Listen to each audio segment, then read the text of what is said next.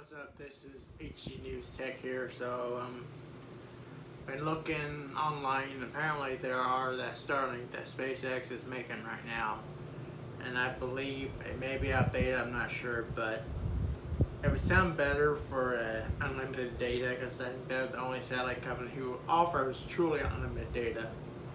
The other one might be Radicet, where they call me, and it's in this location, but they can follow you. I think that space, the Starlink, where internet.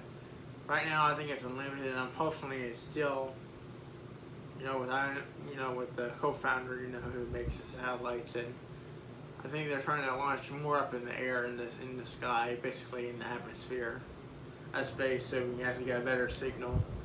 And I believe I looked for some areas. I think I looked at my house, and I have too many trees around here. I was outside by the porch, like probably a month ago or more, and there was a lot of, I was using the app, of course, and no account set up or nothing, just seeing what I could see. I could see the satellites above, and I just had too much issues, too many dropouts in order to do it here if I ever wanted to. And plus it would cost like $500 for the equipment basis. I think that's the dish. I don't know that includes other parts, but it may include the dish, which has a heater, which uses more watts. If you're, you're using an off-grid setup, if you're using one of those grid things where you're not on the grid, but you're on a solar generator or limited power. But it's so much wattage, it uses a lot, I heard.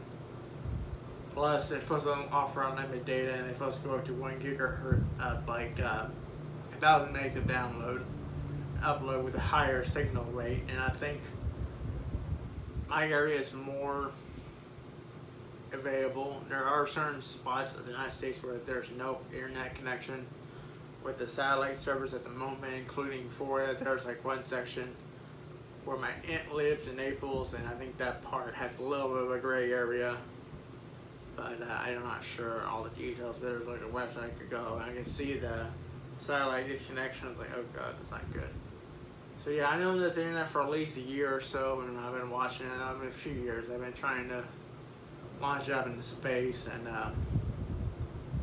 they're saying some people in other countries are getting 3 megs download, but not always. But I think they're supposed to increase the speed and all that, and hopefully it's a good internet option, because paying Virus at $100+ and only having 100 megs or less, 50 maybe download or 100 download or whatever it is, but having the right for them to slow your connection down if there's a lot of congestion in your network. So that would be a huge issue for me.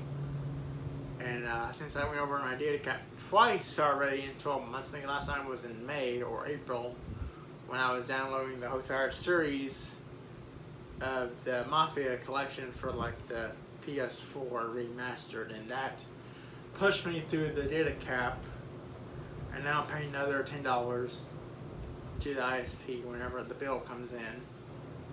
So not including the fee for Walmart, of course, but that's where I pay them through, since their offices are closed because of the COVID outbreak, and you just can't just go inside the store and order internet at this moment. I mean, there might be fiber, but for me, I looked, and I think Frontier would only offer for this location, without signing up for anything or giving out your information, just enough to tell them where you live at and what are my options. And they weren't good. They were under 100 megs. They're maybe 18 the most. If you're not guaranteed those speeds in certain locations, and I don't know if I'd be affected. Most likely it'd be fiber, or it could be a phone line, which was always a downside with Frontier, and we never recommended it, because I grew up on slow DSL. I mean, literally before DSL was available, we were having dial-up back in the country, a couple miles towards that location, past the grade school, and then we always had trouble. My dad used to work for a company, he used to get free internet, and when it was time to go and he got a better career, he pretty much lost that thing. And there was one time, I think during the 2009 era, when there was a huge pandemic we had. It was the H1N1 swine flu, and I believe there was a cut line that winter, and we lost the internet probably for a week or more because the phone line was cut. We had to go on dial-up, which is slow, and not a lot of computers these days has a dial-up connection in their internet anymore. It's pretty much broadband, high speed. There's no more of that slow internet. And when that was happening, it was horrible to load Best Buy. We're looking for machines and things like products I wanted to look at, games, gift cards, things like that for the holiday season, or what I wanted to buy with my own allowance. Basically, I call it what I was allowed to buy, what I was given to work. And it was horrible. It was slow. It was like 500 kilobytes, I believe. I think when we went to DSL when I was like in 2003, I was like probably 11 or 12. And that was only about a megabyte or less, or 200 kilobytes. It was faster, but enough just to launch games online to play, like those, those old they used to have them. I think they still have them, but you're most likely to get infections from the Flash games. They don't have Flash anymore, so I've been on that. I had to remove a couple of those options because Flash discontinued lately in the last couple years, and whenever it was, I can't remember, but it's no longer used for YouTube. And it used to be a huge platform to use for the plugin for the software back in the day, and I remember having like a Intel PM3 with some kind of, I don't know what hardware it was, but I ended up getting destroyed by a thunderstorm one of the hot summers in my high school career, my 4 years from 2006 to 2010. And that computer got fried completely. It was slow. It was like under 300. It was like 300 megabytes, on speed megahertz, compared to like the 2 or 3, 4 gigabytes of speed, gigahertz basically. So then we went to like a meg, I think letter, and then we went to maybe a few megabytes because they did something.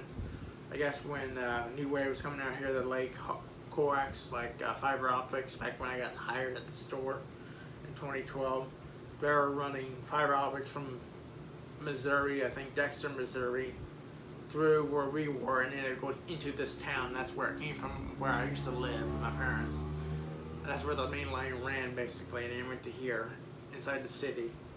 And when they did that, they did cut a DSL phone line, which completely stopped our internet, and they had to replace it with a better one. And since people were switching to that internet service, and by the way, it was horrible until like, I remember the first year using it, it was horrible at my parents' house for a few years, and then they improved finally. And the speeds were getting faster with the phone line, but not recommended for like gaming, like the PS4 was using at the time. When I first got my first PS4, I was using the DSL from Frontier. And I think I remember one time in 2003 when we lost one of our DSL modems because of my Doom virus, you call it, because it fried the modem, it doesn't work. And soon DSL be non-existent, phone lines are disappearing. I don't even have a phone line in my house, but my parents do. But I have, cable internet, which is fine. I can always put a splitter, and then, if I want to run TV or something, I can do that. There is an option now, I think, and I think they're getting better with it, which is using your existing coax cables through your house to run internet. I think those are really coming down in price because of the high demand of Wi-Fi and the high speeds that we're able to accomplish. And there's a lot of still products not being available because the chips being shorted, just running out. We don't have enough, they don't have enough stock basically. We're still going through that since we had COVID in the U.S. and well, now there's a new version, I think, in Africa and the other countries, but hopefully, I don't think it has reached the United States yet, but it is promising to threaten the current vaccines, and it may not mean, the vaccines may not even protect the people from it, and they're not showing good results basically with it. So and it's more dangerous, and they're saying people who had COVID have a higher immunity, and they're less likely to die than people with the vaccine. It's a lot less, like 12 times less, or wherever it is.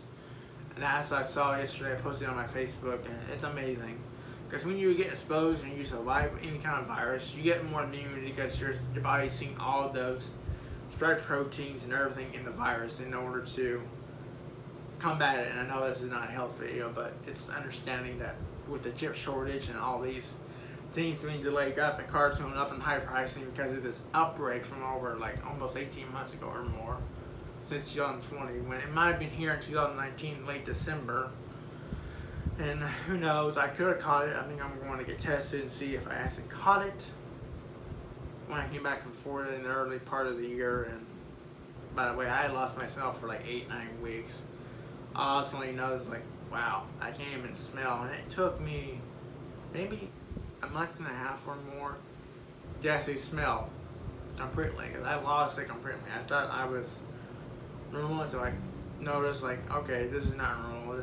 I had a huge chest congestion. I think I've heard a lot of that phlegm. That might have been a sinus infection. Wait a minute. No, it wouldn't be a sinus infection because I didn't have drainage at the time. I didn't have a lot of dairy as much as you know.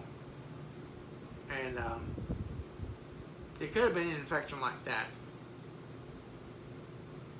And I have not got sick since then. I didn't really run a temperature. I didn't have any muscle cramps or nothing. All I had is pretty bad chest congestion. I at least had to take a cough syrup that was, you know, okay to take with hemophilia a couple times, you know, whenever it was safe to take another dose.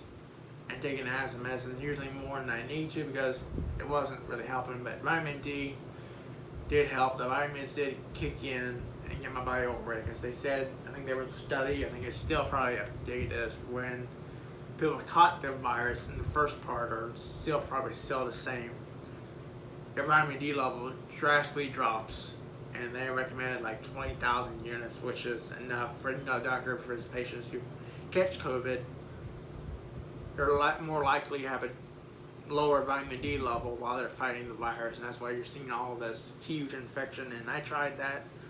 Sure enough, it worked. I started fighting it, and it ended within a few weeks. By the time February came, I was fine. Perfectly feeling fine. So, yeah, take your vitamins, especially right now when there's another virus out of it. How many versions of it that are on the wild. Even I started taking a little bit of vitamin D every now and then like vitamin C, like 10,000 units for a day, since winter's coming. The sun's going to be less out during the day, and we're going towards fall this month. And by November, the time should go back 1 hour, as it always has, and it will get cold here. And I believe this year was the worst winter I worked at the store, because we got slammed with at least 15, 14 inches of snow. Probably in a couple of months, probably 14, 12 inches or more in one day. And then a few inches occasionally in another, wherever it was. It was a lot of snow. And it was literally up to Pizza Hut's rows, and I could barely even cross. I couldn't even actually bike. I had to literally walk, and it took forever to get home. It was very frigid. It was like 20 below wherever it was, or 20 degrees outside, or 10 or 5. It was miserable. We had that much snow, and the roads were like hard to get through, and I had to take the alley just to get to work, to walk through it, because the roads, the sidewalk toward McDonald's and over that way, that one never shoveled. No one unshoveled the snow and got rid of it, so I could walk through there without getting hurt.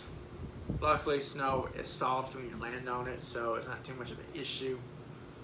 But at that point in time, I did have more arthritis. Now I'm down like 212 or 204 on pounds. I have went from like, I think I was probably closer to 260 by Christmas time on pounds, and then I, you know, started to watch the carbs and drastically lost weight, and for sure gave up soda, but still drinking the zero carb. But you know, yeah, it was a bad winter. I think I had to have one of my appointments canceled because the snow was so horrible, and you could not see in these conditions. It was like one of those winter blizzards that I ever seen in my life. The worst one. We had a pretty good record for that this year, and hopefully we don't have another bad winter. I'm seeing there's a chance that the Farmer's Almanac is predicting a horrible winter, which a bad one, I mean, and it could be horrible. So hopefully not. Hopefully the snow stays away, but I can't guarantee because once February hit, it hit everywhere. Like Denver was just a cold winter without snow, and then once February hit, it was horrible. If you like this kind of content, make sure to subscribe and comment, like below, because it really helps me a lot. And share this video as well. Thank you. See ya.